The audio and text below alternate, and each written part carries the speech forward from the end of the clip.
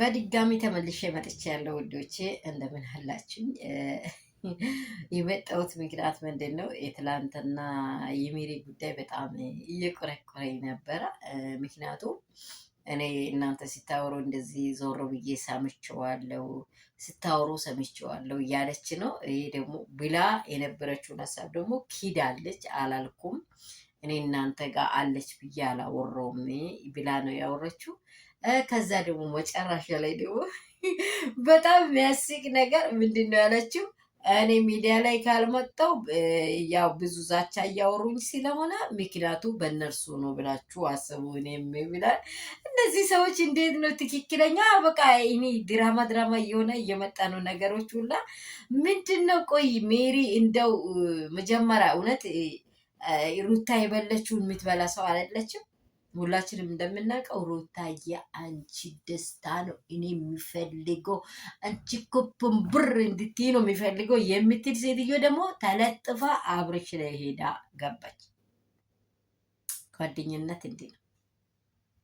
አንድ ጓደኛ ከጉድጓድ ያወጣል፣ አንድ ጓደኛ ደግሞ ወስቶ ጉድጓድ ላይ ይከታል ማለት ነው። ይህ በጣም ከባድ እና ከባድ ጥያቄዎች ናቸው። በእርግጥ በእውነት ያልታሰበ ነገሮች እየተነሱ ነው። ሄርሜላ በእርግጠኝነት በዚህ ጉዳይ ላይ ወደ ኋላስ ሄርሜላ ብትመጣም ባትመጣም ምን ይከሰት ይሆን? እኔ በጣም በቃ ሲያስበው ምን ይከሰት ይሆን ነገሮች ሁላ በጣም ነው እንግዲህ ግራ እየተጋቡ ያሉት። አሁን ሚዲያ ላይ መምጣቷ ደግሞ አለመምጣቷ አይደለም። ሄርሜላ ያለችበት ትላንትና ወዲያ ሰርቻለሁ የድሮ ጓደኛዋ ወይንም አፍቃሪዋ ባሏ ጋር ናት ብለናል።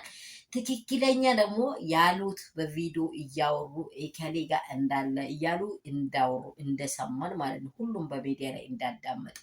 ምክንያቱ ምንድን ነው ካላችሁ አንድ ሰው ህይወት እንዲበክል ነው ህይወታችሁ ላይ የሚገባው። ከዛ በኋላ የሚፈልገውን ካገኘ በኋላ ለቀቅ ነው። አብርሃም ግን በእውነት ትክክለኛ ባጌ እንደሆነ ያየሁት ምንድን ነው በዛን ሰዓት እሷ በሱ እጅ ላይ ያን ሰዓት የጨመረችው ሰዓት እሱ ልጁ ፈዞ ቀረ ማለት ነው። በቃ ምንም ነገር የማውራት የለም። ደግሞ ሄዶ ሜሪን ይፈልጋል፣ ሄዶ ኤከሌን ይፈልጋል፣ ሄዶ ኤከሌን ይፈልጋል።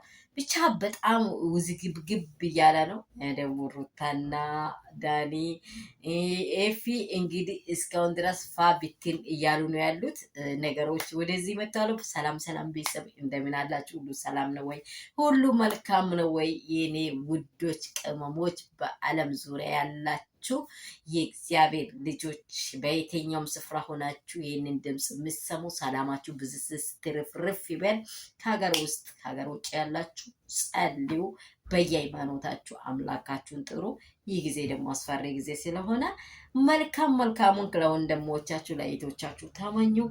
እኛ በቃ በጣም እኔ ይሄ ነገር የሜሪ ጉዳይ ስለገረመኝ ነው። በቃ እኔ የሆነ ነገር ቢሆኑ እንካ ብላ ስታወራ በቃ በጣም ግርም አለኝ።